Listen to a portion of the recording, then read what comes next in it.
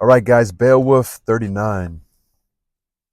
And then Wiglaf was left, a young warrior, sadly watching his beloved king. Seeing him stretched out on the ground, left guarding a torn and bloody corpse, but Beowulf's killer was dead, too.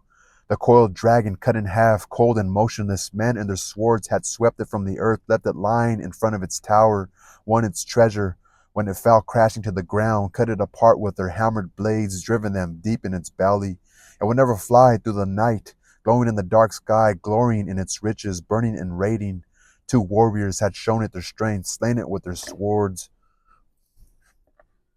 Not many men, no matter how strong, no matter how daring, how bold, had done as well, rushing at its venomous fangs, or even quietly entering its tower, intending to steal, but finding the treasures guardian awake, watching and ready to greet them. Beowulf had gotten its gold, bought it with blood. Dragon and king had ended each other's days on earth.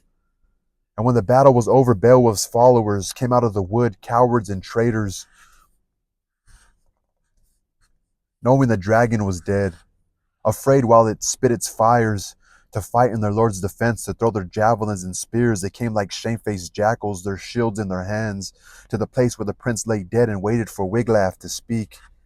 He was sitting near Beowulf's body, warily sprinkling water in the dead man's face, trying to stir him. He could not. No one could have kept life in their lord's body or turn aside the Lord's will. World and men and all move as he orders, and always have and always will. Then Wiglaf turned and angrily told them what men without courage must hear.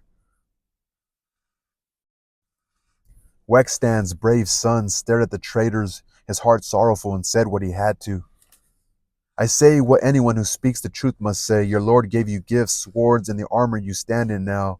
You sat on the mead hall benches, prince and followers, and he gave you with open hands helmets and mail shirts, hunted across the world for the best of weapons. War came and you ran like cowards, dropped your swords as the danger was real. Should Beowulf have boasted of your help, rejoiced in your loyal strength? With God's good grace he helped himself, swung his sword alone, won his own revenge. The help I gave him was nothing but all I was able to give. I went to him knowing that nothing but Beowulf's strength could save us, and my sword was lucky, found some vital place and bled the burning flames.